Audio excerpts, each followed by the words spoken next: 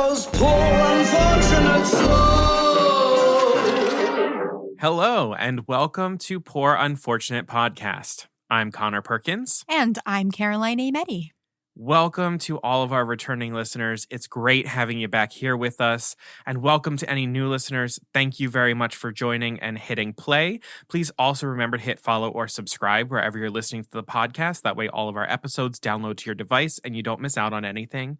And at the end of the episode, everybody is going to tap 5 stars and leave a written review. It helps other people find the podcast. It helps us get seen in search results.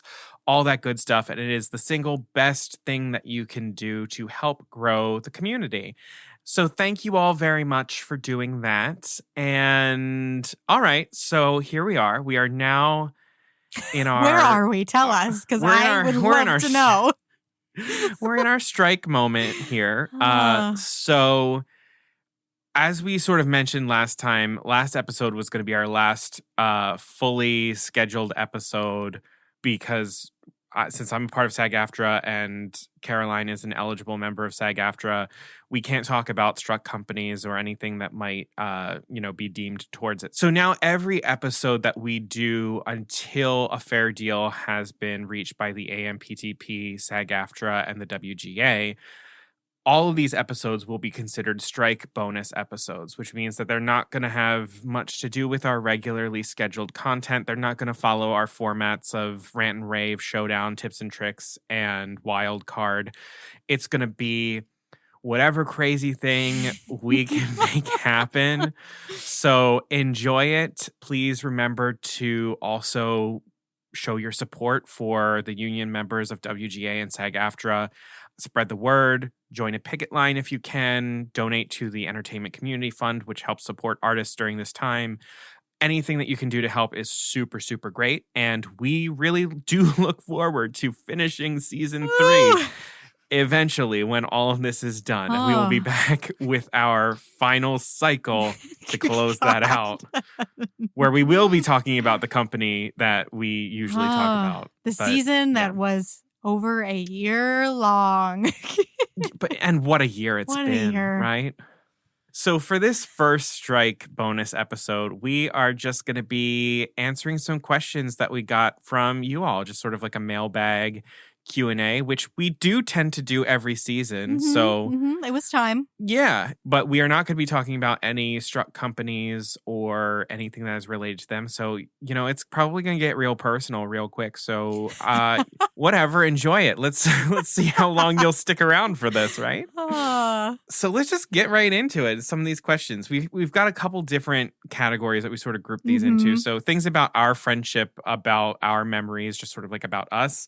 We've got some stuff about acting and theater in general. And then we've got some like hobbies, miscellaneous questions too. But they've come from listeners all over the place. Yeah, thank you. Seriously. Yeah. So Caroline, why don't you just start us off with our little Q&A? All right, let's do this.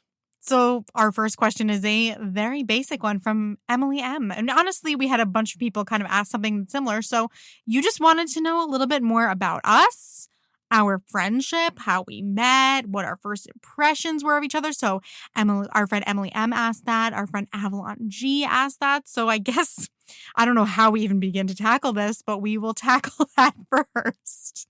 Yeah, well, let's talk about how we met. So we met at acting school. We both went to NYU and we were assigned into the Atlantic Acting School. So if you don't know, the way drama school works at NYU is you get sort of like sorted, kind of like Hogwarts style, into a specific acting training studio where they will teach you your primary training for 2 years. And then after your primary training, you do your advanced training and you can move and audition into other studios and things like that. So we got assigned into the Atlantic Acting Studio, which teaches practical aesthetics and is an offshoot of the Atlantic Theater Company, which is an off-Broadway theater company in New York City that I then worked for a very long time. I actually requested Atlantic. You could kind of, just like the Sorting Hat, you could kind of say if there was somewhere you preferred. And I named Atlantic purely because Atlantic had produced Spring Awakening, which was and will always be in some way my lifeblood. So I was like, yep, Atlantic. So when I saw I was going there, I was very excited. I did not request Atlantic. I only auditioned musical theater, and when they were like, "What other studios?" and I was like, "Any." I'm like, I don't really know. I don't really care. So I got Atlantic, but we were both sorted into Atlantic, and our entire first year of college, we did not meet each other. We did not. I mean, feel like at the we did end- meet in the hallways. Yeah. Yes, at the end people of were like, first year, someone was you like, both should be friends because you both like Disney. yeah. And we both lived in the same We dorm. did. And we would see thank you each for other. reminding me. I forgot about that. We would see each other in the dining hall and like just sort of like nod to each other, but I would eat alone. And I think sometimes you would eat alone and like we wouldn't sit with each other. Sometimes I would not even eat in the dining hall. I could not. Like I just like I couldn't. I would like take it back up to the room. I couldn't. Yeah. I had a very hard time adjusting my first year of college. Once we got to the end of freshman year, I was feeling a lot better, but first semester of first year, whoa. That was a lot for me. So you are probably correct. But I remember everyone was like, "Oh, you two should be friends." And we were like, "Oh, yeah, we should." And then like never did anything about it. It's life moments like that when you look back that really freak me out. Like yeah. There was somebody that I was probably passing in the food hall, maybe walking behind you all the way to studio. And it's like, that person is going to be so important to your life. Like you don't even have any idea. And yet right now you're not speaking to them. I had no clue. Oh my God. But then crazy. The second year we were put into a group together at Atlantic. And that was the semester that we did a lot of Chekhov. A lot of Chekhov, a lot of Shakespeare. Yeah. We both really liked Chekhov and Shakespeare, and we're determined to do some scenes together that semester. And finally, we were able to do a scene together in Shakespeare. And it was the most like intense. To me, it's one of the most intense scenes in Shakespeare. It's like a very emotional scene. Like it required a lot of us. We had to kiss. From Henry. It was from Henry VI Part 2, which most of you probably have no idea what that is. Right, it's so funny. I did not at the time. So when we got assigned that, I was like, "It's a who? It's a what?" And then when I remember I read the scene, it's Queen Margaret and the Duke of Suffolk, like they're lovers and they know that they're being separated for probably forever. So it's like their farewell scene. Who baby. Oh baby. But our first rehearsal that we had together was in my dorm in one of the like lounges. It was. And I feel like this was probably like the first like big nitty-gritty conversation that we had with each other, where we were still just trying to like feel out each other, like, who are you? What things do you like? Yeah. And I started by you started and you were like, "Oh, how are you? What's going on with you?" And I talked about me and I said, "But wait a second, like, how are you? What's going on with you? I feel like nobody ever really asks how you're doing." And this queen broke down and like was very avoidant. And I literally chased her around a sofa because she was trying to hide and not answer the question. And then finally she broke down and what did I could not tell you what I said once you finally got me. I have no idea. It didn't matter. I just knew that I broke you down. And then we found out that we both really liked Cyrano de Bergerac. And I remember going back to my dorm room after that. You know when you cry really, really hard, which I did, and like your face is all tight from like the dried like salt water on your face? I remember I like had that feeling and I was like, oh my God, I cannot believe like I broke down like that in front of this poor guy. And I was like, he's never going to talk to me again. Like he's going to be like, this girl's a freak. She's crazy. I was just like kind of, even though I was like, wow, he was like so kind to me. And like, I really was like, wow, I really like him. I was also like mortified and I was very afraid that you were not going to like me after that. Oh, I was like, okay, yeah, no, I think we might actually be friends. I was like, I think I'm going to make a good friend. And then I had already gone to see Cyrano de Bergerac at that point at Roundabout Theater Company, and you had tickets to see it with your mom. Yeah. And then you were like, wait, you should come too. And so I did get tickets to see Cyrano de Bergerac the same day. I was seeing it in a different place. And at intermission, like I would run, I think you were in orchestra and I was in the balcony. Yeah. And I ran down the stairs to like see you at intermission, like talk to you, and then ran back up. And then afterwards, we went with your mom. And we waited at the stage door to see Douglas Hodge, who played Cyrano. And we went to a place to get like we had like hot chocolate after like and so hot like chocolate or something like that. Yeah. It's so interesting. I forgot that like my mom has pretty much known you as long as I have. Yeah, really. Since the beginning. I met your mom out of the gate. When I think about you on that day, I feel like I know you so well. So we became close very quickly, but I don't have a lot of like memories of exactly how that happened. It just like did. I don't know. Now it feels like we've always known each other. Yeah. But after that, we decided that for my big sort of like thesis project that we do in at the end of our second year, I wanted to do Cyrano de Bergerac as the play that I sort of focused my entire semester on, directed, acted in, and everything. And you get a partner. And I was begging our teacher to let Caroline be my partner for that so she could play Roxanne, and she was as well. And then we did get that, and then we spent that entire semester together. Seriously. And that semester is probably really what just like cemented the friendship for sure. It's really wild because like I think about like I have like I think people have asked you like about like some memories, like how did you know when you were like gonna be best friends? Yeah, I don't know Liz actually asked that that question. Like, when did you two know you were going to be? I think I have best two. friends? I have that's the thing. I don't have like one moment. I feel like I have a couple of things that come to mind. Like number one, in the strangest way. If you say what I think you're going to say. Yes, absolutely. It's because it's so funny because in my mind, when these things happen, like I knew you so well, but really I had only known you a couple of months. So it's the middle of the semester. Like it was also one of the most intense like semesters of school of our lives. It was so much personally, acting wise. There was so much going on.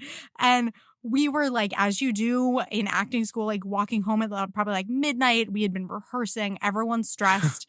Conor was in a very bad place. We all were.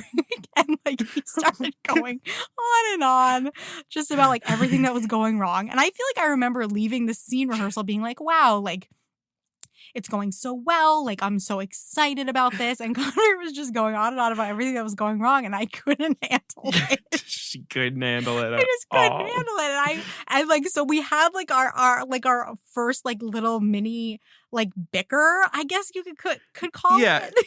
It was like the lightest of bickers. But like to us, we were like, it's a fight. We fought. I don't know. Fought. But the funniest thing is like, we didn't like fight and then separate. We kind of like fought on the walk home. And then stopped at 7-Eleven for Slurpees.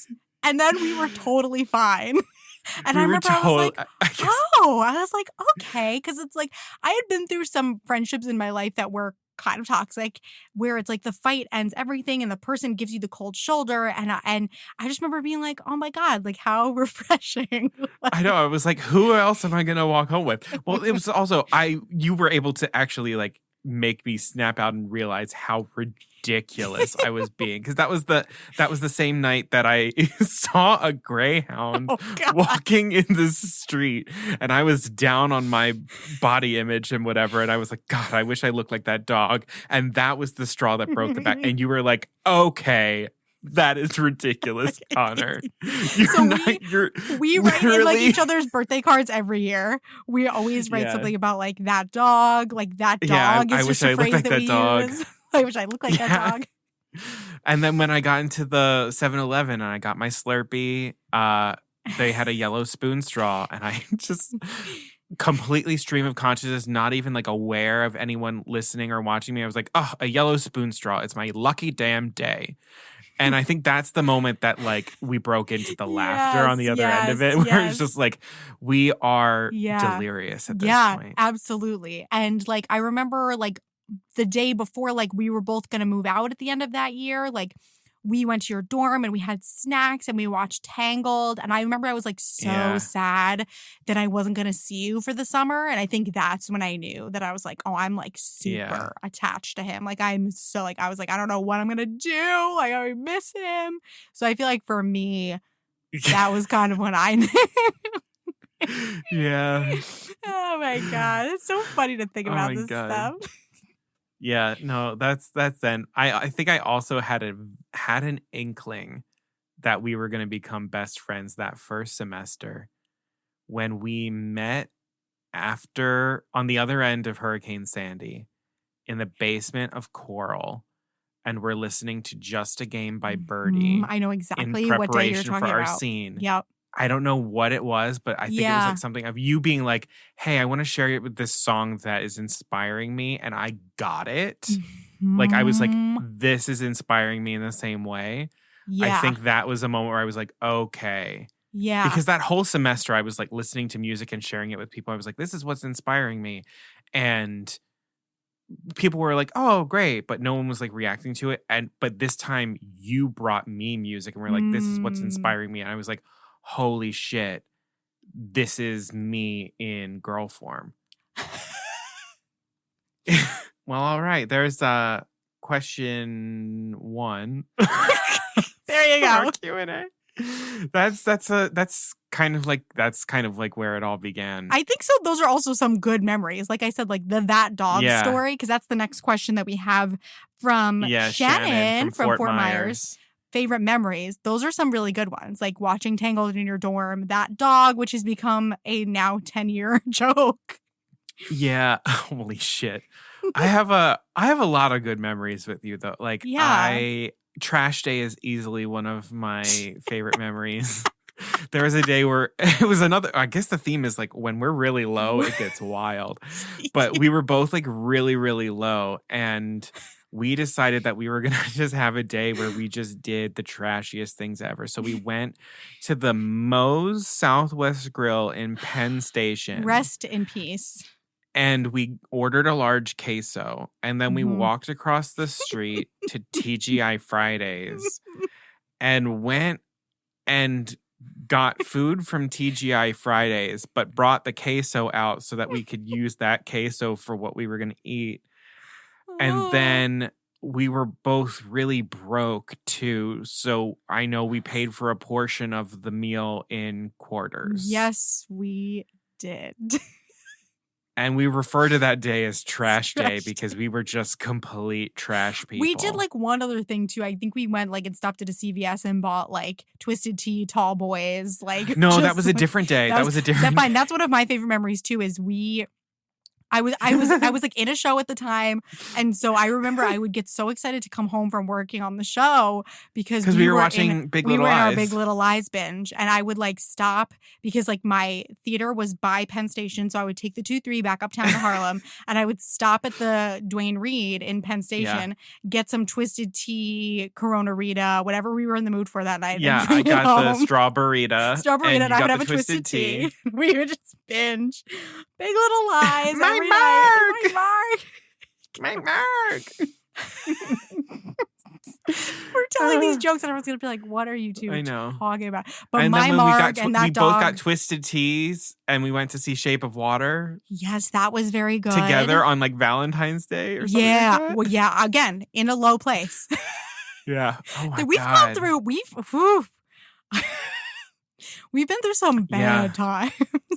But you know what? I would say just a purely good memory. One of my favorite memories is there is always, and I think I said this to you for your birthday this year, but there is always a day, and neither of us, when we were living together, neither of us knew when it was going to be or when it would happen, but we would just both be there for the night. And we would both know, and it was right before Thanksgiving, where we just decided that it was Christmas. Yes. And we would take down all of our Halloween decorations and just spend the entire night decorating for Christmas on a whim until our apartment looked like a little Christmas wonderland. Because it was so small, and it was just covered. Every inch of it was covered in Christmas. But then we would just sit on the couch next to the little glow of the Christmas tree and listen to Christmas music and everything. And that's Wow. always one of my favorite. That's always one of my favorite days. You did tell me because it was never the that. same day. Yeah. Yeah. We have a lot of good memories. Sleepy We have a Hollow, lot like of good memories. we've gone to Sleepy Hollow is its several own times. thing. The two of us and Connor's sister Erin have gone to Sleepy Hollow together, and there's always some story from Sleepy Hollow. That's a whole other thing. A couple of you have actually asked us to talk more about Sleepy Hollow, which we will totally do, but those are always fantastic, hilarious trips as well. And then the next thing we've got, so Emily wanted to know a little bit more about Caroline's wedding. So Caroline, tell us about your wedding. Tell us about what it was like. And I mean, I'll just say it was like a perfect wedding. It was insane. Wow. Of course, I'm always thinking about like, oh, XYZ, like it rained, whatever, things like that. But that's obviously not what I'm going to kick it off with. True. But it was like, it really was like amazing. Like, I am so grateful that everything like went smoothly. I was the biggest anxiety mess I've ever been in my life the week up to the wedding. I was like totally miserable. I was like, I need this to be over. I was so just like, me and like big life events, I have a hard time handling them. So this was like my actual like dream and nightmare combined into one thing.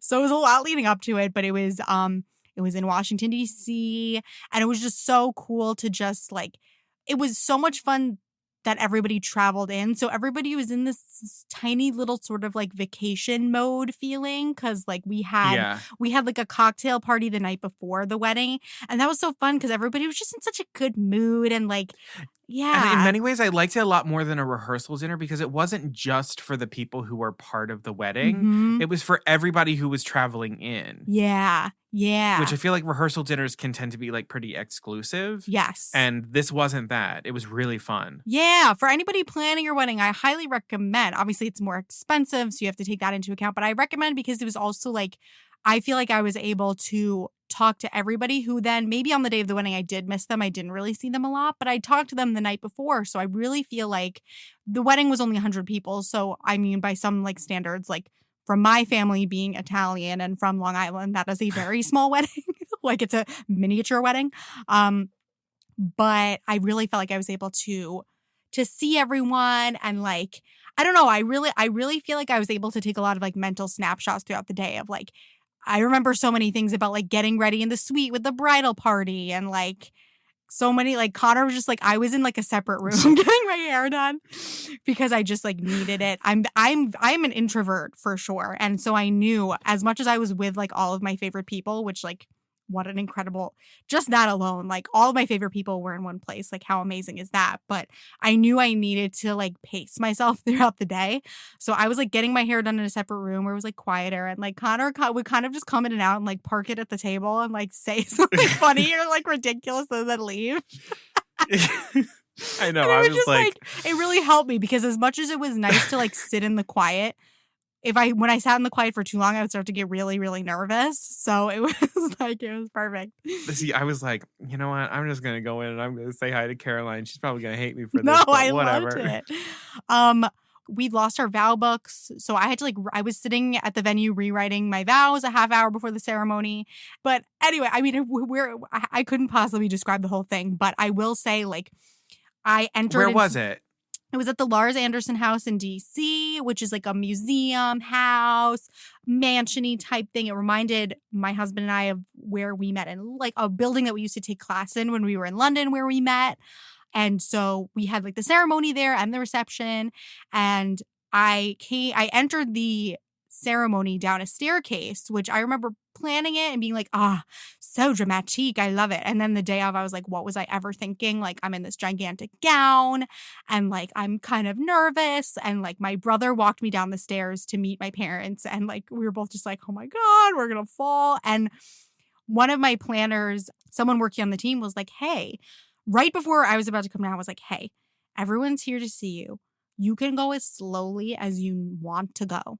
Like, make sure you like look at everybody, smile. If something happens, if your dress gets caught, slowly just fix it and smile at everybody. And like, I am so glad she said that to me because I can remember like every second of that. And I'm so grateful that I can. And it wasn't just like a blur of nerves. So that And was I really will say, special. as someone who was already down on the ground facing the staircase, y'all, there are very few moments in my life that I felt like I was living in a movie. This is probably the most top tier moment that I've ever felt where I felt like I was in a movie. Oh my Like, it God. was flawless. It was perfect. It was like there were gasps in the crowd when Caroline appeared at the top of the staircase and started coming down.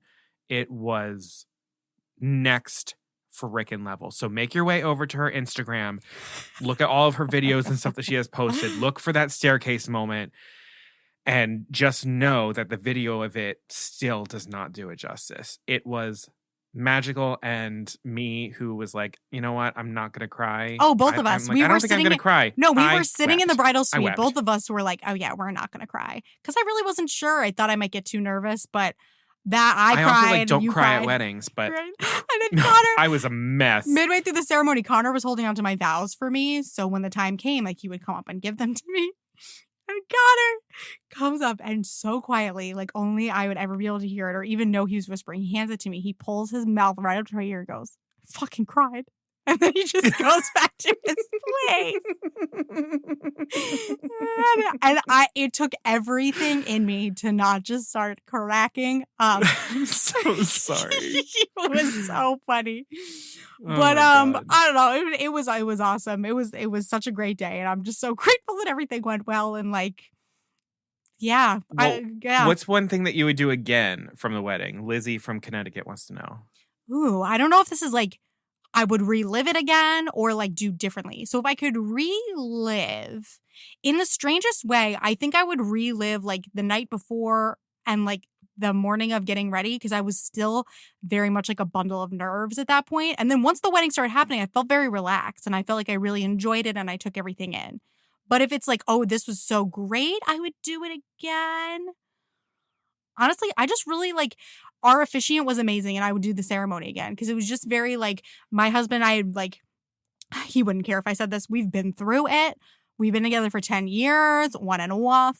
We've had our moments. So it was just like such like and like we like acknowledged that during the wedding. And that was like very special to me because like everybody in the room knows us and knows what's up. And it was just like very special to be like, hey, like we got here. So I would go back and do that again. And so and so many of like people were like, oh my God, you guys are writing your own vows. That's so like vulnerable. And it was for sure. But I was very glad that we did that because it felt very personal. So yeah. Mm-hmm. Yeah. And I would eat more, but everybody says that. I did not eat enough. I ate McDonald's at like 4 a.m. that night. Like like I had never eaten in my life. Yeah, that was one of my favorite moments was the 3 a.m. us sitting in the empty lobby of St. Regis. Yes. And just talking, sitting in those like thrones. And they just let us in this very glamorous hotel where normally I don't think you'd be allowed to like loiter in the lobby at 3 a.m. They were just like, y'all do you. Like, yeah, we just sat there and just like shot the shit. And then I'm going to answer this question too. Yes, I would like you relive to. You at the top of the stairs again. Oh. I would relive that 1,000,000 times over.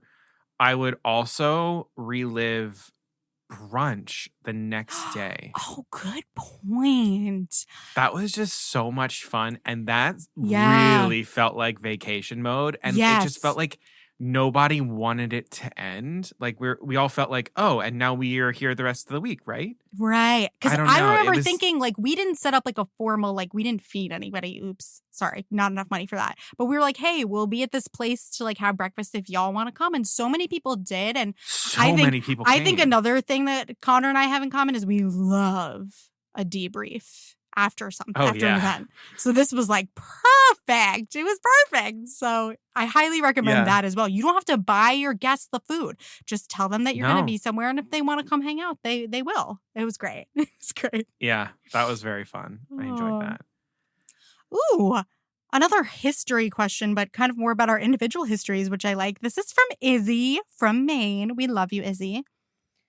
She wants to know what our favorite childhood birthday party memory is and why.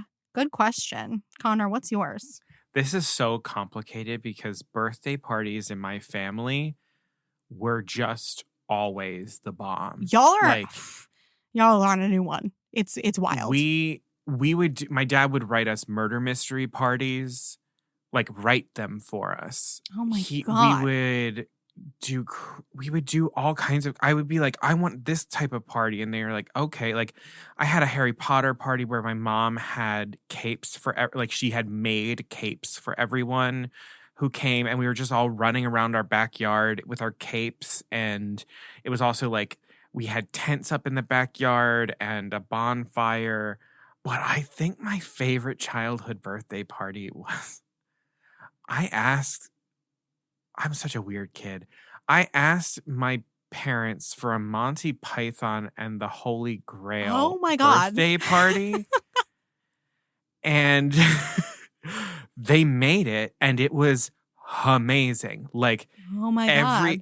everyone got paired up into groups, and then they each had to make their own banner with their like sigils on it. And we would have imaginary coconut horse races around the backyard. That is incredible. We had to hunt through the neighborhood for the holy salt shaker. Like it was, oh my God. it was just peak creativity, because I was a kid who was extremely precocious and asked for something insane. And my parents never once were like, no, we don't know how to make that happen. Oh, they just were like, so all right, special. let's figure it out. And they hollowed out coconuts so that we could like tons of coconuts. And oh my it was God. it was the coolest thing ever. And I know that probably nobody else in the world has ever had a Monty Python and the Holy Grail birthday That's party so as like good. a Do we need to redo that for your 11-year-old? 31st? I think we It might. was so much fun. I It think was we might need to redo stupid that. fun. What about you? What's your favorite childhood birthday party memory? I remember one specifically when I think I was in like 4th grade maybe. I had a bunch of my friends over for a sleepover, and I used to force all my family to be in my home movies. Like we would do retellings of like fairy tales and Disney movies and things. And my family always had to start it. And finally I had all my friends over, and I was like, we are doing Cinderella. And I think I felt too like I had so many self-esteem issues. I was like, oh, like I can't be Cinderella because like everybody's gonna think that I'm just trying to be like the star. So like I made like my poor friend who was so shy and like did not want to be Cinderella. She was Cinderella and I was the prince. But we filmed it. It is on tape. I've rewatched it. It's some of the funniest shit I've ever seen. And I was just like, I was like on cloud 9. I had like finally gotten everybody to like put on a play with me, and I was so happy. But I just always really like, birthday parties were difficult for me because my birthday is Christmas Eve. So it was like, so when I was really, really young, we would always do Chuck E. Cheese, which hell yeah.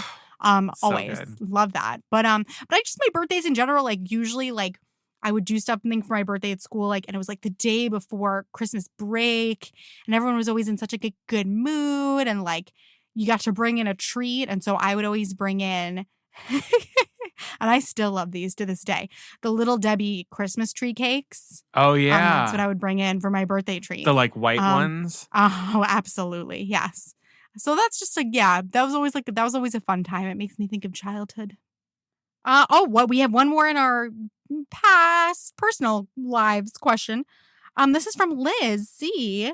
What's your favorite kind of gift to receive and your favorite kind of gift to give?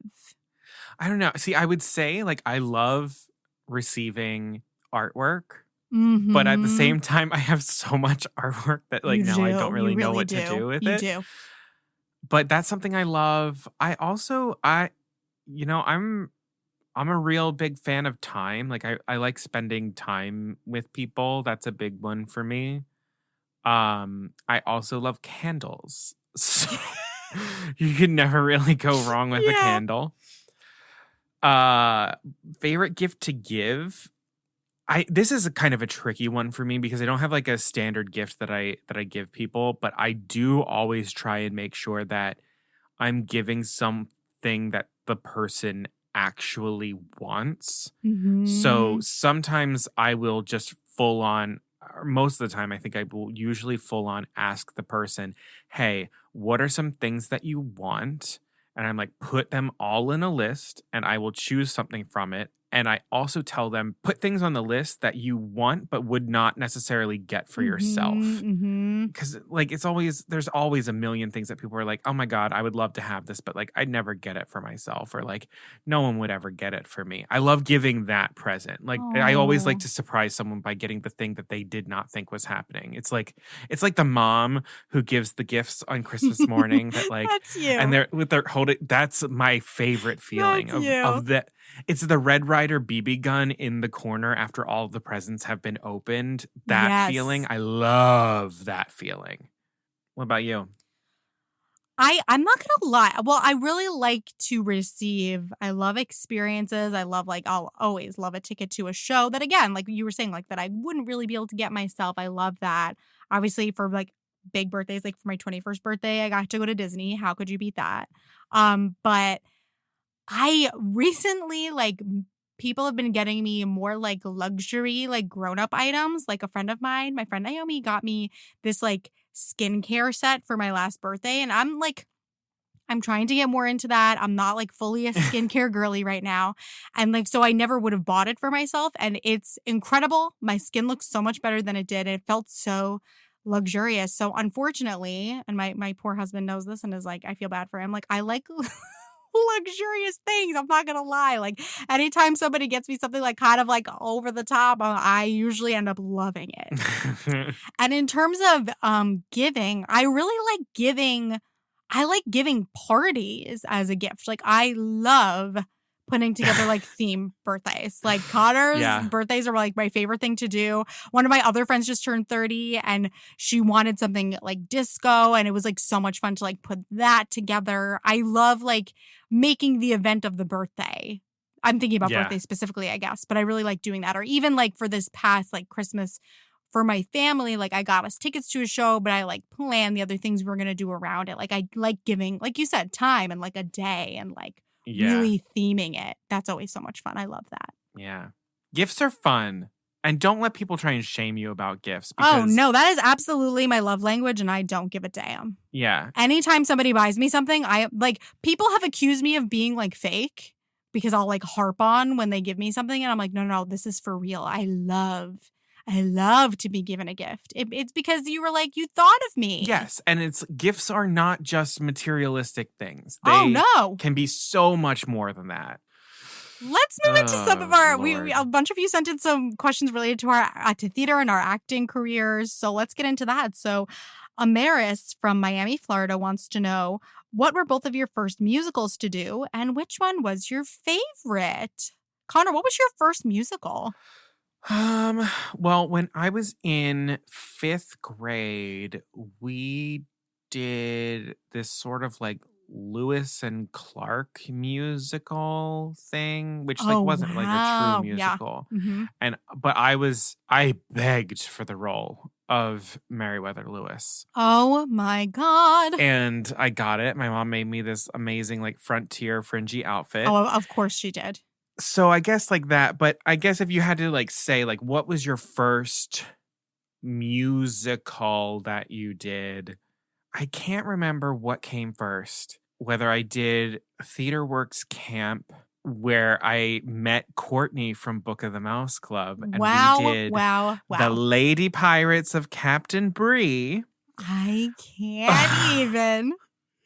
Or if it was my middle school show where we did Annie Jr. and I played Drake the Butler and Mr. Bundles. Which we learned in the last episode, yes. But also like around that same time was when I was doing Les Mis at the high school because they were like, oh, we're looking for a Gavroche for Les Mis.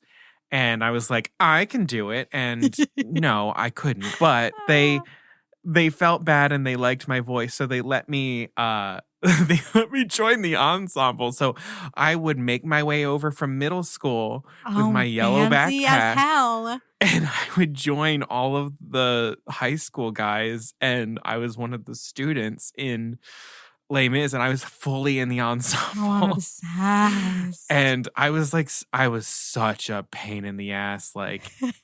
Oh God, I really was. Loved little Connor. So long story short, possibly Lewis and Clark, possibly Lady Pirates of the Captain Bree, Annie Jr. and Wow. Les Mis. What was your favorite? What was your favorite that you My favorite? favorite musical you've ever done? Favorite musical I've ever done. Yeah. I loved Into the Woods. I I absolutely figured you would say freaking that. love Into the Woods. I could do that show forever. But there's also like two others that are my favorite. I did a small black box musical called John and Jen, which is a Lipa musical. And it was just so wonderful and such a really good experience. But the other show that it was like one of my favorite shows to just do. The experience of like rehearsing it and everything was tough because I was a sophomore surrounded by a bunch of seniors. And so there was like a weird high school drama tension. But it was a show that was just like so much fun to do was Little Shop of Horrors. Yeah. I could do Little Shop of Horrors forever because it is just such a fun story to go through night after night. I loved doing Little Shop of Horrors. I played Seymour. I love It was wonderful. that. What about you? Well, my first Little Shop of Horrors was my second musical ever. So I went to theater camp when I was a kid, and the first full musical that I ever did was You're a Good Man, Charlie Brown. And I played Woodstock, the bird. Hell yeah. And I was like hella friggin' proud of myself. Because again, it's like the same like high school and theater camp politics of like age groups. And like, I really felt like I was like representing for someone my age. And then the next year was Little Shop of Horrors. And I agree. Like I fell in love with that. I was like one of the featured people in, I don't know. I was like a featured, someone plays a reporter and that was me. But that's what really, I loved musical theater already, but I like loved Little Shop so much that I had the whole show fully memorized just because I loved it. And the girl who was playing Audrey was out. She was out sick from camp one day and we were running the show because it was getting close to the performance. And I still to this day, like this was so not me. Like I was a very, very shy kid. And like we started running through the show and like I'm standing backstage and something came over me and I like tapped my camp counselor who was also like the music director, like playing the piano on the shoulder. And I was like, I don't even know what I said, but I was like, I like can do, like, I know the role. Like I can do Audrey. And I was so shy and quiet that I think he was like, okay. But he said yes. He was like, okay, like if you want to do it, you go do it. And I fully did it. And it was like the most, I think I was like third grade. It was like the most transcendent moment of my life. Like I sang like Somewhere That's Green. Third grade, arm in a sling. Playing Audrey. Jesus Christ. And I'm telling you, like so wrong. It so is. But I truly like ascended to another plane. I remember like my mom came to pick me up and people were like, oh, like, did you know like she can sing? And I was just like, I don't think I had ever been happier in my entire life than that day, because I was just like, wow, like that's really what it feels like to like stand on stage and like sing a solo. Like what? And it was like I was like done for after that. But I love Little Shop too. Favorite that I've ever done, Once Upon a Mattress does really have a special place in my heart. Yeah. It's just it's just so joyous and like wonderful and funny. But I like also have a very soft spot in my heart for Oklahoma and for How to Succeed in Business as well.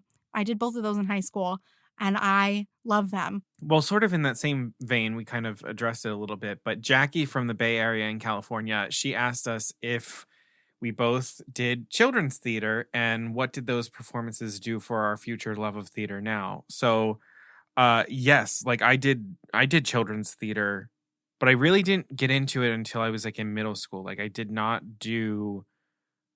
even know that like drama was something that I wanted to do until I saw my sister do a middle school production of Into the Woods Junior. She wasn't even on the stage. She was backstage, but I saw like a little preview of it and I was like, I want to do that. Wow. And that's sort of like what spurred everything on. And so I mostly did all of my theater through school. Mm-hmm. I did a few shows with a children's theater group called Theater Works Live. And then I didn't do anything community theater wise again until like the summer of my senior year of high school, where I did Sweeney Todd, where I played Toby. Wow, what a change. Yeah. But no, children's theater, I think it did a lot for my love of theater, because I was just like so ravenous for more opportunities that I was like, oh, yes. But there were also like some other children's theater groups that I had like some imposter syndrome around, or like I was like, oh, I don't want to go into a cutthroat environment or whatever. Too. So I never really felt like I belonged in children's theater, whereas like educational school theater felt more my lane than private. What do you think that is? I had a very similar experience. That's so interesting. Probably because we're the same person. We both have a bit of imposter syndrome. Yep. Love that for us. It's probably that. Yeah. Same for me. Like I did theater camp and I felt very comfortable there. But yeah, most of my stuff was at school, because there were a bunch of like community kids theaters on Long Island growing up, but same as you. I felt very like imposter syndrome-y. I felt like people were going to be mean to me. Like, I don't know. But the reason that my mom even signed me up for theater camp in the first place is because like we drove past like the sign for it, and I was like, I have to go there. I have to do that. I don't really know why, but fun fact, when I was a baby, I was like a baby actor. So I was like on a soap opera and stuff. And like my parents never thought I was going to do anything related to that ever again. It was just like a whim, like funny story. So I don't know what it was, but I was just like saw this sign for that theater camp. And I was like, I absolutely have to do that. That's for me. And God bless my parents. They've always rolled with it. So yeah, I feel like I already told like the main story, that I felt like really like that theater camp environment was the first time that I really felt like safe enough to be like, I'm going to sing this song in front of people. And people were so kind to me, luckily, that it really did make all the difference in the world. So please be kind to young performers. Like, it's so important. It's so important. And if your kid says, I want to try that, let them try it. Yeah. Listen to your kids, because they know what they want to do. They know what they're gravitating towards fairly early. Yeah. Let them do it. Yes. Alicia from New Jersey wants to know, what's the most memorable theater mishap that you've experienced or seen? Ooh. I mean, my mind just keeps going to like stuff from my high school and like things that I've seen, but I'm also trying to think professionally. Our production of Into the Woods, something went wrong in every single one. There was like one time where I like picked up Milky White and I charged off stage, but it was so large and I caught between the legs like one of the like side borders, and I just like full impact ricocheted and bounced back off of this border. But there was also a time where the witch accidentally pulled off Rapunzel's entire wig when she cuts her hair. There was another time where I was we were doing Grease, and there was a girl up on a platform and they were doing Beauty School Dropout, and they're just sort of like doing like a little grapevine to the left, grapevine to the right, and all of a sudden you see grapevine to the left and grapevine to the right, and it comes back with one fewer person, and you realize that some girl just fully fell off this like 6-foot high platform into one of the wings. No. Yeah, there's lots of good stuff. I'm trying to think anything on Broadway that I've seen that like, or anything professionally that was like a crazy theater mishap. I mean, I have in Harry Potter and the Cursed Child, I have seen an instance where one of the special flying effects did not go off the way that they thought. And so someone from the wings had to come out wearing like a black robe and just sort of like wave their arms back and forth as the people just sort of like exited. So that was very fun. And I was like, oh my God, I would pay so much money for the stage manager report after the show. Oh my God. When we did Exodus, the story of a boy, and I completely forgot to enter for the opening number until halfway through. Oh yeah, I forgot about that. I was backstage talking and I didn't realize the show had started. And then I just made my way out, and Caroline was already on the stage dancing. And I was like, help! And you were doing everything that you could to not break because there was only like 4 of us. Yeah, and like no, it's not a 2 large out of the cast. 4 were not there. It's very funny. Oh my God. Also in college, I was in 15-minute Hamlet, which our director, who's like Oh my God. amazing, and he's still like such a great like mentor of mine, was like, we would rehearse it in rehearsal, and if it was over 15 minutes, we started over until it was 15 or under. Or pretty much it had to be exactly 15. He was very adamant about that. So it was very like everything was timed to the millisecond. And during one of the performances, we had this like large like glass that Gertrude drinks out of and is poisoned. And I don't know what happened. I don't know if it was fight choreo or just slippery hands, but this huge ass chalice glass broke. Poor Gina. And people were bleeding. We stopped the show. Broken glasses all over the stage. It's a small black box theater. The lights come up and like nobody like takes us off the stage. So we're all just like waiting there. And we're all kind of like, we're very eager, like second year acting students. And we're like trying to like improv or start a game with the audience. And it was awful and awkward. And the best part is like one of our friends was dating one of the Sprouse twins at the time. And like he was right there, right in the middle of the audience as we're like horribly improving for our lives. So it was just like very, very, very cringy and kind of torturous. Oh God. So my senior year, we did the Diary of Anne Frank, and we had a lot of real, like we were very Ben Platt in Parade about this. Like during the intermission, like we stayed on stage because we were supposed to be, in the annex. And we also had a lot of like real food. So like I peeled real potatoes and like lots of stuff like that. But there was no food safety whatsoever. So there's a scene where we all have like cabbage soup or something. And so obviously we didn't have real soup, but we would have like real, like I would help prepare it because I played Mrs. Frank and put the cabbage in the bowls. And I can't remember exactly if we were really consuming it or not, but like it wasn't refrigerated. Someone make this make sense. So it was just stored in the onstage cabinet under the hot lights. And so one night I opened the cabinet and like the most like rank smell that you have ever seen comes out of the cabinet. And I was like, oh my God. I was like, this cabbage. And so I take it out. And the cabbage is so rancid.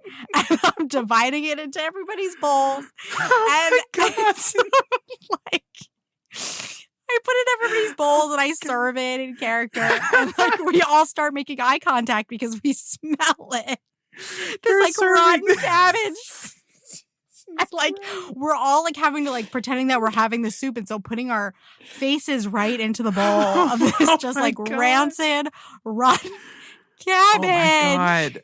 That's the funniest freaking thing ever. It was just stored not in a refrigerated environment on stage under the hot lights. I mean, what?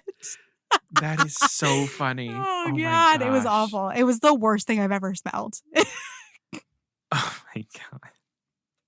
But anyway, let's talk about some more serious pursuits acting wise of ours. Yeah. So Jackie from the Bay Area in California, she has also asked that she would love to know more about my journey to work on the TV show that I'm currently on.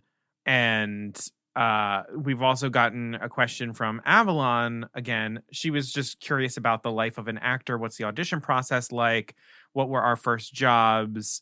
Would have been some of our favorite roles. So I feel like it's probably, since I don't want to go necessarily too much into and I don't think I can talk very specifically about my experience right now with what I'm doing. I feel like we can sort of tackle these together because I do think that they sort of go hand in hand. So my, I guess, journey of getting the TV show that I'm currently on, it's very much not unlike any other thing that I've ever done. It was a self-tape. So basically we do auditions in person where we'll go into a casting office. They'll have, things set up, a camera, they'll give us notes, greet us, things like that. And we'll do it for them. They record it. And then the casting office then distributes it to the producers and the directors and whatever. And then ultimately they pare things down and then do callbacks and everything like that until they start doing tests and whatever that might be appropriate for a particular role.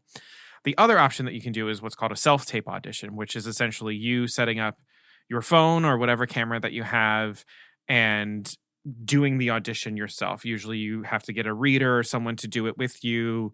You run it a few times. You send whatever it is that you think is your best work to them, which in some ways is like really great. It's done a lot of things for access in the theater industry.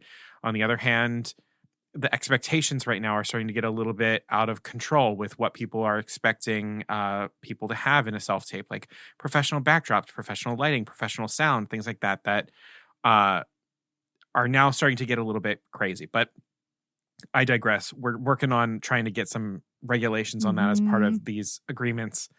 But for example, the auditions that I've mostly been doing and that most people have been doing, especially since the pandemic, have been self-tape auditions. So for the show that I'm currently on right now, I got that audition. It came in on a Monday evening. I lost power.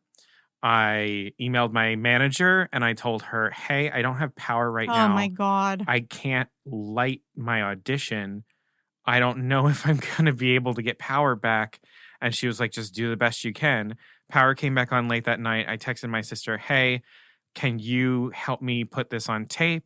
Grab a McDonald's breakfast on the way over. I'll pay for it and, we'll pay you back. There was 2 scenes that I had to do. I did 2 takes of each of them because I was like, I've received less than 24 hours notice to get this back on. Like, I'm just gonna do it, and then I'm just gonna call it. And I sent it off to my manager, and they sent it away to casting. And I didn't really hear anything for like a week and a half, and then all of a sudden, my manager called me up, and she was like, "You got it." And I was like, "Oh." And she was like, "You don't really sound." God. You don't sound too happy about it. And I was like, honestly, I'm just very surprised because I have done many auditions. I've been auditioning pretty regularly since I was in my last semester of college. I was very fortunate that I got introduced to an agent and my manager while I was still in school. So I was going out on auditions. I was meeting network people and all of that pretty reliably right out of the gate in school. But that's the thing is like you can audition as much as you want, but if you're not right for something or if they decide to go a different direction or someone else is slightly more famous and has a following or something, like you don't get it no matter how good your audition might be. So, I mean, for this last I've had like a 6-year gap in my resume between projects where to someone it looks like, oh wow, they must have like stopped acting. And it's like, no, I didn't stop acting. I've auditioned for thousands of projects, but I think it's important for people to hear that. yeah. But I mean, I'm constantly auditioning. I'm constantly acting. I just not getting paid for it, and you're not seeing the work that's happening. So, but yeah, so the process of being an actor, the best thing that I feel like I can say to a lay person is imagine you are always going on job interviews. Like the job of an actor is really to be auditioning, and the most helpful and important thing to do as an actor is to reframe the way that you think of auditions as this is the opportunity to act, and to approach the audition as I am going to play this role for however many minutes, and then it's over. And then if someone says, hey, we want to have you do it again, this time we're going to put a camera on you or put you up on stage 8 shows a week or something like that, that's the gravy, which is hard to do. And it's a lot of like mind trickery to sort of divorce yourself from yourself and the product that you're selling, because it gets very, very trippy. Everybody's journey is like not the same. So like right out of school, I booked a recurring spot on a TV show for DirecTV that unfortunately didn't ever really make it to air. And then they did sort of finally release it quietly and then just sort of like let it die, which was really, really sad. And then a couple years later, I had a small part on the Jim Gaffigan show. I had auditioned for this other larger part, but they said that they were going in another direction. but they liked my performance that they wanted to offer me another role so that I could be a part of it. So I did get this really, really cool scene where I got to interact with a lot of comedians, and I was so out of my league and nervous and frightened that I was like losing the few lines that I had. But Jim and Jeannie Gaffigan are like the nicest people ever. And Jeannie Gaffigan, she would come over and she was like, "You're doing great. You belong here. We're so happy to have you." And then many, many years later, I finally booked a very, very small co-star spot on Katie Keene on the CW. But then I got cut from the final cut as it was airing, and I didn't know. But that's the thing, is like when you look at people's credits, it does not necessarily have any bearing whatsoever on the quality of the actor, the work that they're doing, how many auditions they're going on. You don't see any of that. But all of these people who are actors are working their butts off. And this is the like working actor. These are the people who are striking. There are people who might have full-time jobs, might have multiple part-time jobs. Like all through this time, I've been working other jobs. I've had full-time jobs. I've had part-time jobs while I've been auditioning, while I've been working gigs. And I've just like, I'm going to use a vacation day to go do this other project and then come back to work. That's the reality of an actor. It's not always the glamorous stuff. It's very unpredictable. It requires you to go with the flow, make a lot of friends, be able to like find a community very, very quickly, and then be completely content to let them go and possibly never see any of them again. So it's a lot of comings and goings. But Caroline, tell me about your journey. Tell me about your audition processes and things like that. Well, as I mentioned, my first job was when I was little and was on a soap opera, and I did like a bunch of like print ads when I was a baby. And so like, I guess it's just like been always a part of my life in a really interesting way. But after school, like I have had a very, we don't need to like get into the nitty gritty of this part of it, but like a very difficult time in terms of like finding representation, which like some people argue like, hey, you don't need an agent or a manager to, do the thing you want to do, self-submit and blah, blah, blah. But I think there's limits and boundaries to what you can do without that. So that has been my journey, and we are still on it. It's this like catch-22 where like you have to, it is, where you might need to get an agent in order to get in certain shows, but the best way to get an agent is to be in something. So it's like this weird thing. And it's so and so there are so many things, especially in the film and TV world, that are out of reach to me because of that at this moment. But it's interesting, like right out of school, I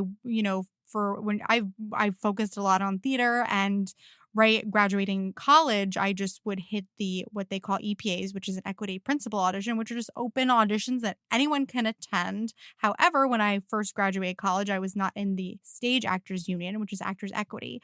Therefore, could not make an appointment to be seen at any of those. And you're the last person to be seen if you are not, at that time, it's changed a bit now, but at that time, if you were not in the union or eligible, you just waited till the end of the day. So when I graduated college, I would just sit at them all day and, of course, never get seen. Like you would show up at these rehearsal studios at 4 a.m. and still not get seen. It was very, very difficult.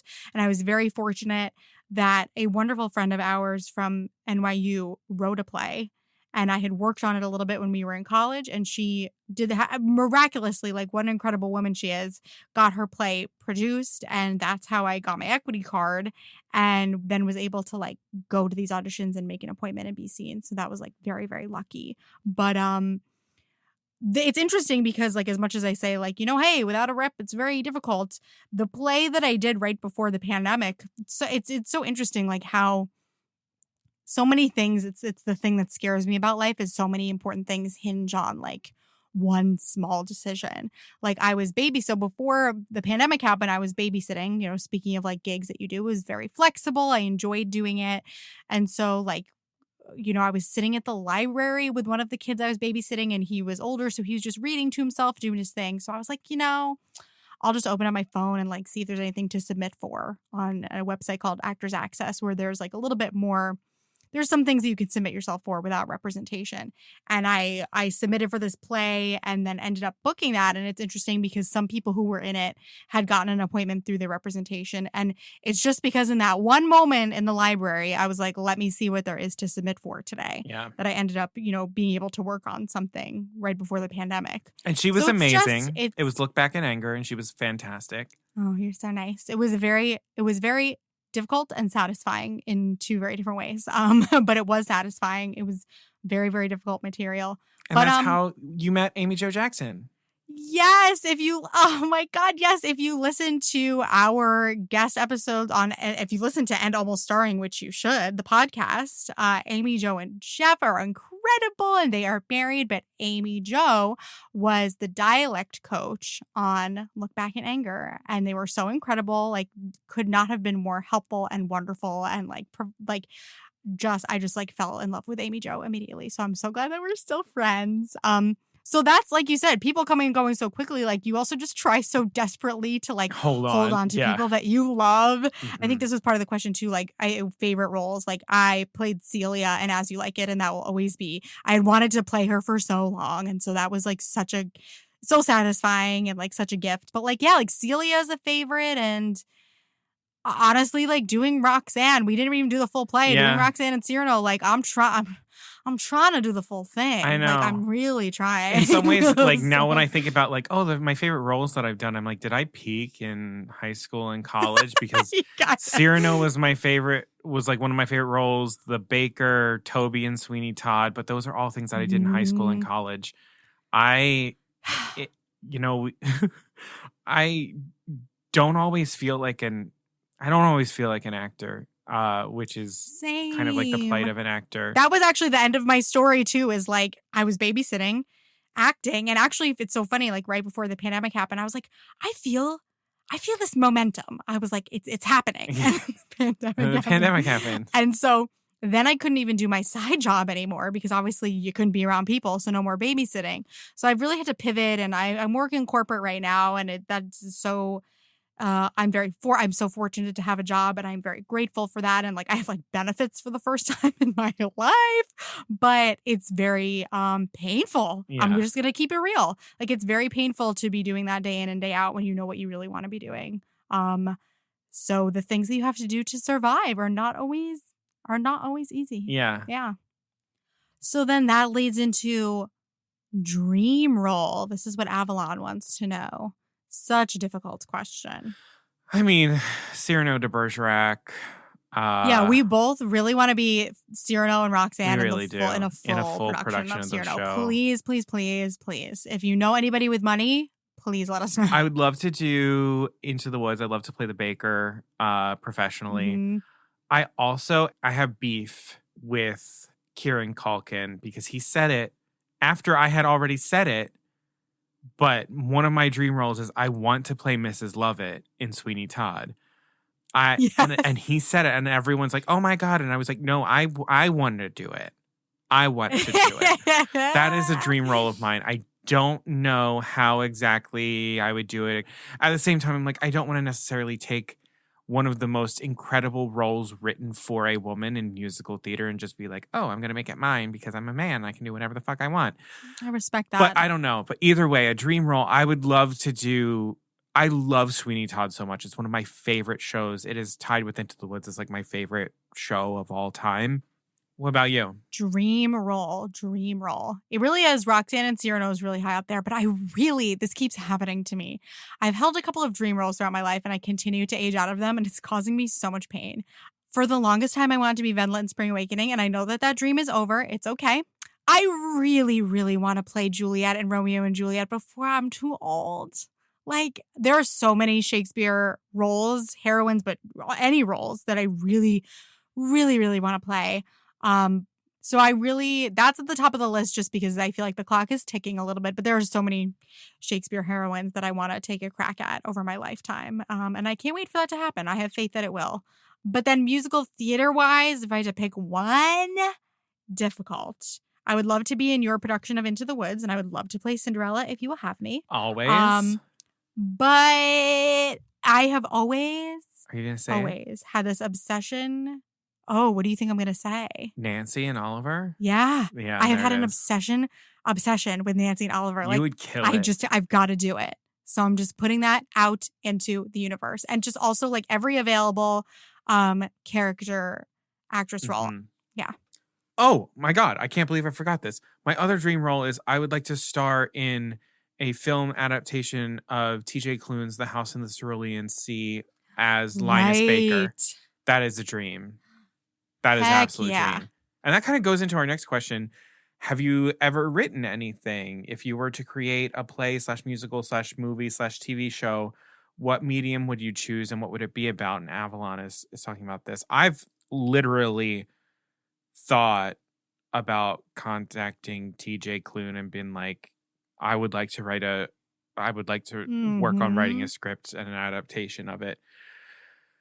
But also I'm like, oh my God, is that too presumptuous of me? But also I should just say fuck it and do it. But I actually am also currently writing a screenplay with my friend Arden of Let's Get Civical, the podcast that helped us sort of get our start. Yes. But we're working on like a rom-com sort of thing that is in many ways it's going to be very incredible. autobiographical and in many ways not autobiographical at all.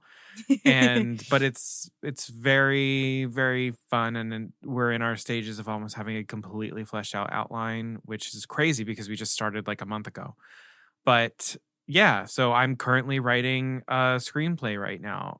What about you? Are you writing anything? What would you write? I've actually, the things that I've written I've taken little tiny cracks at like actual like novels. I haven't really in school, like in my final semester of NYU, like I wrote a lot of like shorts and things like that we had to produce for class. Again, mine was pretty semi-autobiographical. But yeah, if I were going to write something, it would probably end up being a play, but I'm always very drawn to, and these are like the teeny tiny tries at like books that I've written. How I love, because this is the stuff that I would read, is like, hey, here's like in history, women have been ignored. Here's like this woman's story that you never heard before, or here's like an alternate view of this like woman in history. And I would love to like write about somebody. Yeah, I would want to write something about a woman from history and like really take a more personal look at her. But yeah, thank you for those questions about acting and theater. I hope that they give you a little bit more insight. I don't know. I always feel a little bit weird talking about it because I don't know. I in many ways don't feel like I'm the best example. But great. So now let's talk about some hobbies. Okay. Aaron from Maryland would like to know, what is a basic thing that gives you an instant hit of endorphins? For me, it's easy. It's coffee. It's like the offer of a coffee beverage. It's like the smell. Like if I wake up and like my husband has started brewing the coffee first, the day is better. It's like someone's like, hey, I'm stopping at Starbucks. Can I grab you anything? Like, oh my God. Or just even like if it's like late and someone says like, could you like go for like Taco Bell right now? Nothing is better than that. Nothing is better than that. You do love late night food. I do love late night food. I like little treats. Yeah, you do. Yeah. I feel like my instant hit of endorphins, sniffing a candle, just like does it for me.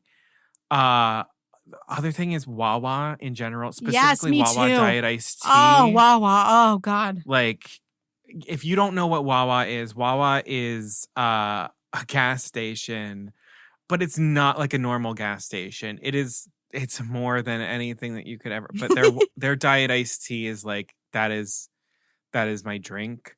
That and like a good Diet Coke. And then I would also say the other instant hit of endorphins, McDonald's breakfast.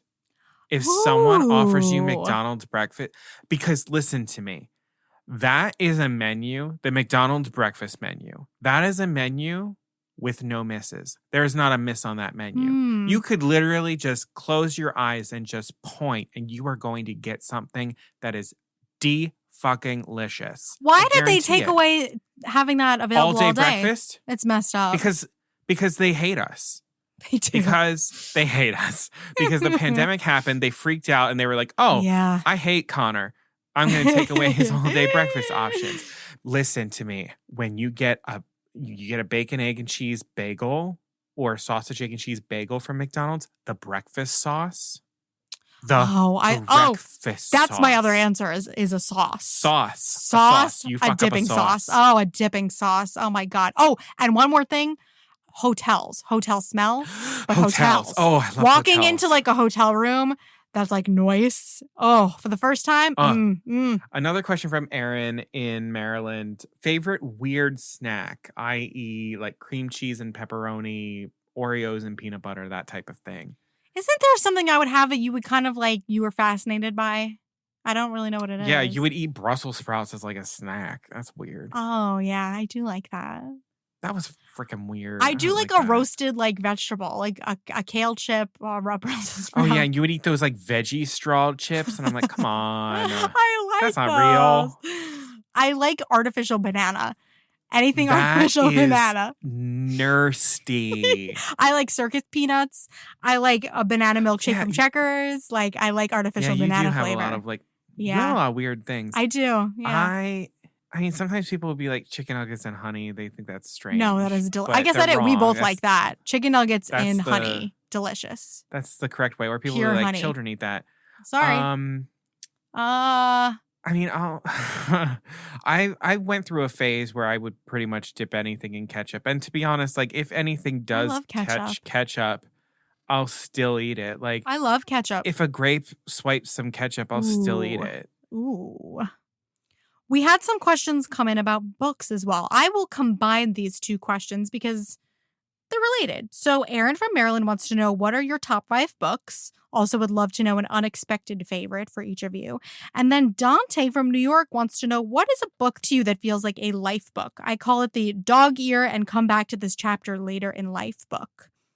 So for me, like, I don't know if I can name my top 5 books. I know I shouldn't skirt the question, but I think I'm going to have to. I'll take on Dante's question first. For me, the book that came to mind when I thought about this is The Red Tent. Oh. That's one where it's like, it was actually gifted to me by like an older actress that I was in a play with. And she was like, you got to read this. And so then I read it and I was like, it captured me and like affected me so much. And so then I started gifting it to like a lot of other women in my life who I loved. So that for me is like one of the, like for me, like a life book for me is also just like, what do you want to pass along to people?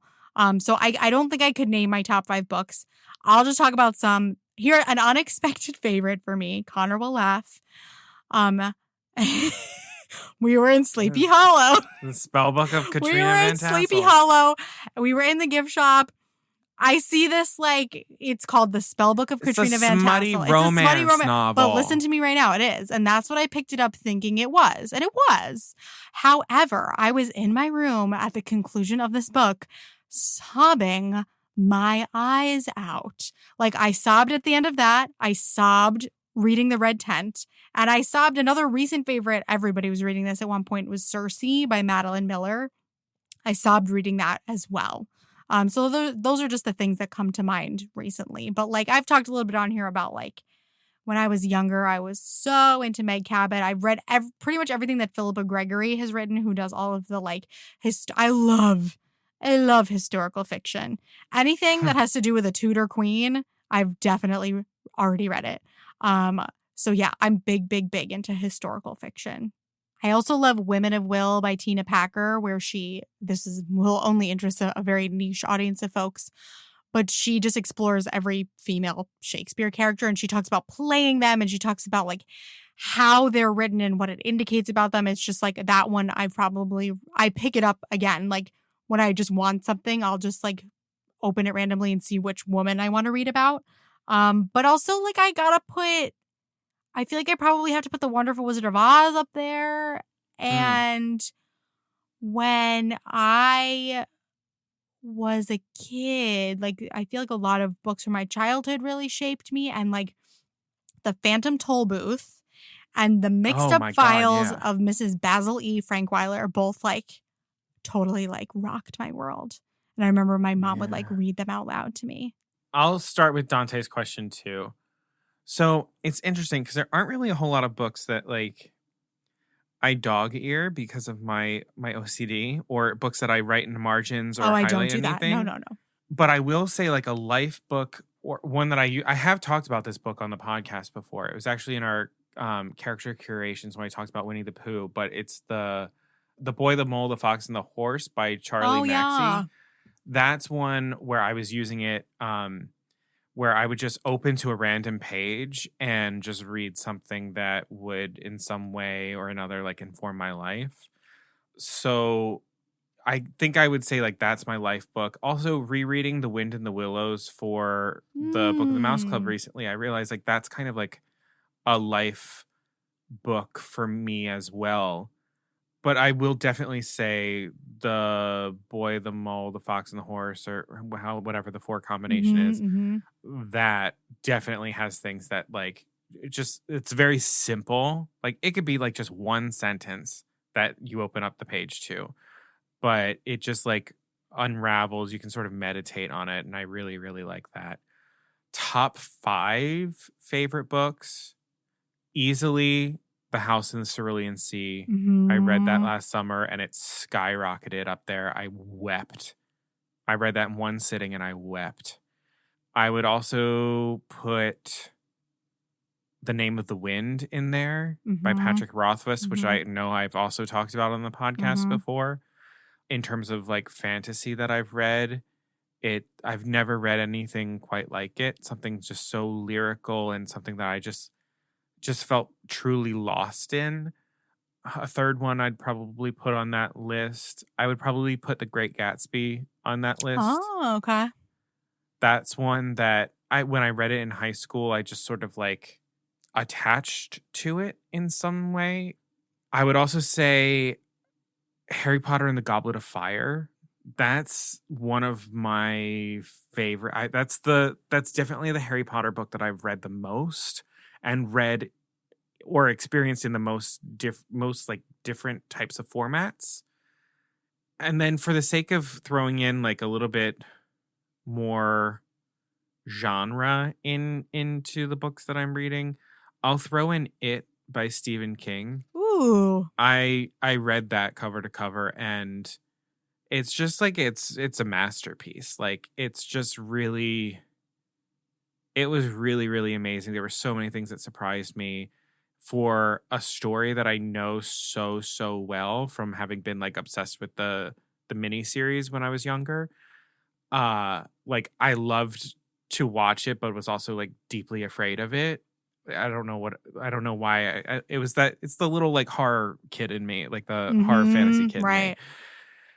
Reading it fully was really, really special. And I think in the same vein, I would also say there's a book called Chasing the Boogeyman by Richard Chismar, who is a local author to me in Maryland, who is very good friends with Stephen King, and they do a lot of work together, and they will co-write books together and everything. But he released this book a couple years ago, and the sequel is coming out. And it was a really, really amazing read because it is a novel. It is completely fictional, but it is written as if it is a nonfiction, like true crime book. So it has photographs and excerpts from newspapers and things like that are all fictional, but look and are presented as if it was a real true crime book. And it was haunting and terrifying, and there are some images that really still stick with me. So I guess that's one that I would probably put up there, and that would be the one I would say surprises me that it's there. I'll stay with some questions from Dante. He also asks, you have an unlimited budget to go anywhere in the world. Where are you going and why? Also, what are 3 things that you would be looking forward to at that destination?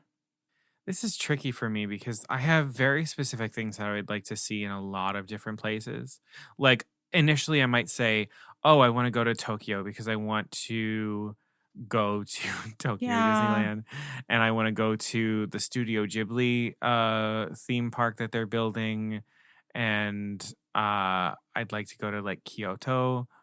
But then there's another part of me that's like, I still have never been to London. I would love to go to London Oh my God. and see all of the shows on the West End and do all of the tours and, do all of that. But then there's another part of me that's like, I need to go to Germany and I need to see castles and I want to go to Luzern in Switzerland and just see like the most picturesque, beautiful place ever. And I want to go to Neuschwanstein and like there's a lot that I want to do. So ultimately, I'm going to sort of cheat and just say I have an unlimited budget to do this insane destination where I do like a tour of Europe. I think I'm gonna pick Japan because again, it's like I want to go far if I've got an unlimited budget. So that way I can like make the flight super enjoyable because I'm gonna go first class. Obviously, I want to go to Tokyo and I want to go to Tokyo Disney, but we're not gonna talk about that right now. I just want to eat the food. I just really want to eat the food. I would do a lot of that. But then my other thought was going to like the islands of like French Polynesia as well. Because if we've got unlimited budget, obviously, again, I'm flying first class. And then I want to just like, again, basic is all hell. But I want to get one of those bungalows that is directly in the ocean. Yeah. But again, I have the same basic feeling too of like I would go back to London in 10 seconds, especially with an unlimited budget. There would be no friggin' stopping me. I've never been to the Cotswolds. Like I want to go to the Cotswolds. I would spend more time at Stratford.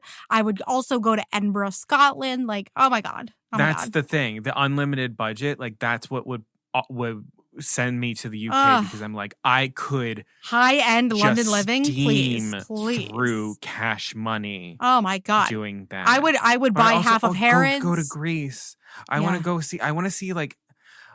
I want to do a tour because I was always fascinated by ancient civilizations when I was a kid, and I loved reading about the 7 wonders of the ancient world. So like the only one that's still standing are the pyramids of Giza. But I would love I want to see the pyramids to do a tour of the 7 wonders of the ancient world and like their sites. So I'd like to see the Temple of Zeus and the mausoleum at Halicarnassus and where the Lighthouse of Alexandria was. Like I would love to do a tour of the 7 wonders of the ancient world. All right. Shifting gears a little bit. A question from Lauren from Maryland. I love board games and I'd love to hear a Conor and Caroline themed board game night, including food and drinks. Okay, so for this, there's a lot of board games that I love, but Caroline had this amazing idea for like in terms of a theme night around board games, and it's kind of brilliant. Caroline, let's walk them through this theme night. Yeah, I would want everybody to bring their favorite like childhood board game. So obviously, like I feel like we would have like Candyland would probably make an appearance, Chutes and Ladders maybe, but I would also really want people to bring if there was like a niche board game that they love that they could bring somehow. So for me, there were 2 of those. There was an Arthur game, like Arthur the Kids TV show, where it was I don't remember what the goal was 100%, but I know that it was like a library of books and like you would collect the little books throughout the game. I loved that. And I also had, we'll only talk about it briefly, like a Little Mermaid game that I loved. But I want everybody to bring like their favorite childhood game. And then we're going to eat all of like, for us, what would be like the 90s snacks. Pizza rolls, Dunkaroos. Obviously, if for those who do enjoy, like maybe like a little like alcoholic twist on some like maybe we'll spike some Capri Suns or like some Sunny D's or like you do a Dirty Shirley. Yes, absolutely a Dirty Shirley. Or like a spiked root, or even just a regular like root beer floats, just like stuff like that. Yeah. Or like I've even seen like. Y'all know that me and Connor love a Happy Meal. I've seen people make also, speaking of McDonald's earlier, make like a McDonald's like board, like a play on like a charcuterie board, but it's like McDonald's. Oh, I would love that. No. I would love that. I mean, I also just love the idea of like doing a board game night and everyone brings boards of something too. That's what it is. It's boards and boards. That's what it's called. Yeah, everyone brings a board. Everybody brings a board. Oh, that's even better than the nostalgic snacks. Bring a board. Absolutely. Well, no, but like a board of a appropriate nostalgic snack. Okay, I love that. And like in terms of games that I would bring, like I would bring Sorry. I loved Sorry when I was a kid. Pretty Princess. Pretty Oh, obvious. Princess. So yeah, there's a nice board game night, and I Lauren, love let's that. talk about making this happen for real. Yep. And sort of going along with that, Izzy from Maine asks, what is a party theme that you're dying to host / plan, and why? And can we get the deets like colors, party themed treats, etc.? I always love anything themed where people have to dress up. I kind of I've always wanted to have like a Bridgerton theme party, but I kind of made my wedding that, so I guess I'm not allowed to do that anymore. But like I want to have a ball. I just do. Yeah, like that's the thing. I would love to fully throw like a Yule ball sort of situation. Yeah. Like I remember when I was in college, I went to the Brooklyn Museum and I went into this like large atrium and I was like, I want to rent this out and host a full like Christmassy Yule ball ice sculpture situation. I want like, that. Wait, thing. with like I want a string quartet. I want a gigantic Christmas tree. I want people in gowns and tuxedos. Yes. Yeah. Oh my God. Yeah. I want, my God. Icy beverages. I want a big ass Christmas party, but like classy. The classiest Christmas party that you've ever seen. Yes. Yeah. Good question. Yeah. All right. Favorite season. And then favorite activities to do in your favorite season and why. Fall. Connor is a fall boy. Fall and everything. Be outside. Yeah, seriously. Pumpkins. Going to a farm. Going to Sleepy Hollow. Yeah. Watching movies outside. Fire pits. Halloween parties. Oh, Halloween. Decorating for Christmas. Which we do in the fall. Yes, yes. Thanksgiving. Listening to Christmas music early. Reading books while the sky is gray. I literally will do anything in the fall. I think I have the same answer. I'll say that I think living with you made me even more of a fall person than I was. Like I didn't always love fall. Like yeah. I think if I was not living in New York City, I've always been a summer girl. I don't want to judge it by this past summer because this past summer has been so difficult and awful. But in general, like not in New York City because it's kind of like an armpit and it's smelly. Even though there are some very magical things even in New York City in the summer, like sitting in an outdoor like restaurant with an Aperol Spritz, 10 out of 10. You can do that in the fall. No, outdoor like summer theater and like the first day of summer when it's really warm and everybody just like comes out in New York City and like feels alive again after like a horribly like cold season. I love that. But then outside of New York City, like I love the beach. I love like tropical locations. I love the drinkies and an iced coffee. I love just like summer. You can have an iced coffee year round, girl. Well, and I certainly do. But I also just love like I think of like I have a lot of good summer memories like on my parents' like back deck of like I don't know, just like watching the sun go down and being out there with my doggy. I like that, but fall has grown on me. I look forward to the best. I look forward to things the most in the fall. And our last question for this, which I feel like kind of goes with this, Liz C wants to know what's something that we consistently wear. I tend to wear a lot of flannel. A what? A frown? Yeah. Oh, Jesus, Caroline. Okay, never mind. This is the end of the episode. Okay, sorry. Okay. Yeah, you are definitely a consistent flannel wearer for sure. I'm very, very flannel, except for like in the summer. This past summer, I've gotten very into like more louder prints, and like right now I'm wearing a Hawaiian shirt. Yeah, you are. But I love me a sweater and I love me a flannel. I have a lot of flannels. I love flannel. Yeah, that is something I consistently wear. Also, my Fitbit Charge HR2, which is probably the most outdated thing ever. And people are like, wait, why does he have a Fitbit still? I still have a Fitbit and I wear it. Because health. This isn't like a specific thing. Don't say your wedding ring. That's boring. Oh, no, not that. This isn't like a specific thing, but it's a style. I feel like if there's something available to me that is a puff sleeve, like square neck thing, I'm going to buy it. I'm going to buy it. And honestly, like, I guess the other thing is like sunglasses. Just because I love like, what's wrong with me? I love like the anonymity that sunglasses can give me. Like, I don't have to acknowledge Where, like, you can anybody. look anywhere? Yeah, I can look anywhere I and can people like can't see stare where at you're anybody, looking? or people cannot like know if they're making eye contact with me. Yeah. Yeah. Such a strange answer. I wear my grandmother's engagement ring all the time. I always have that on my right hand. Yeah.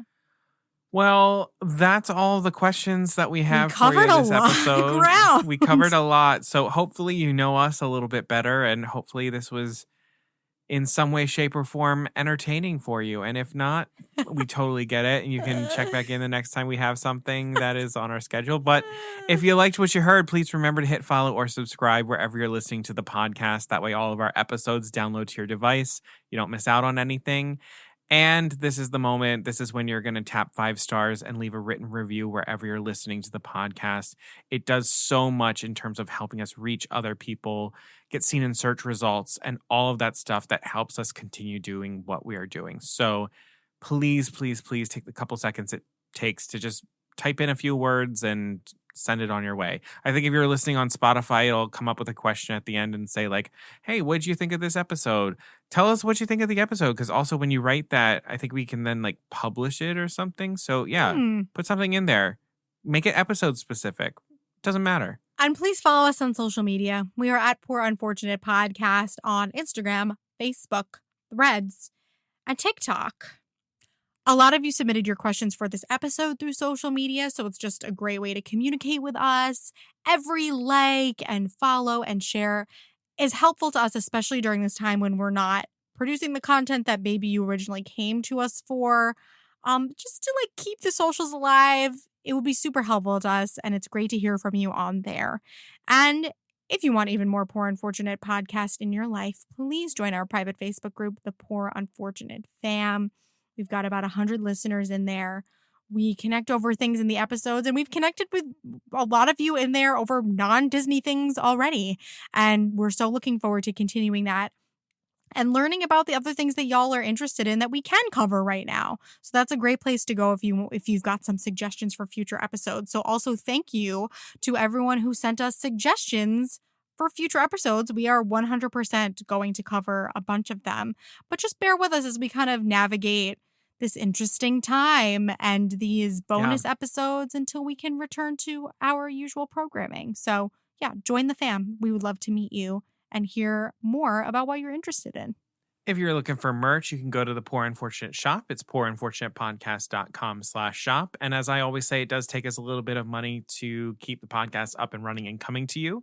We do have a PayPal account, and that is linked in our episode description, as well as the website links in our social media accounts. Truly, anything that you have to spare goes a long way for us. It could be $1, $5, $10, more than that. It could be a one-time donation. It could be a monthly donation. It all just goes right back into the podcast, helping us keep it free and ad-free for the most part. And to all of our monthly donors, especially right now when we're trying to figure out how to keep giving you the stuff that you're looking for amongst all of these restrictions, thank you so much for your support. You are what are making this happen. So thank you so much for your contribution. It is not unappreciated and is not unseen. Thank you. Thank you. All right. Well, until next time, Beluga Sevruga.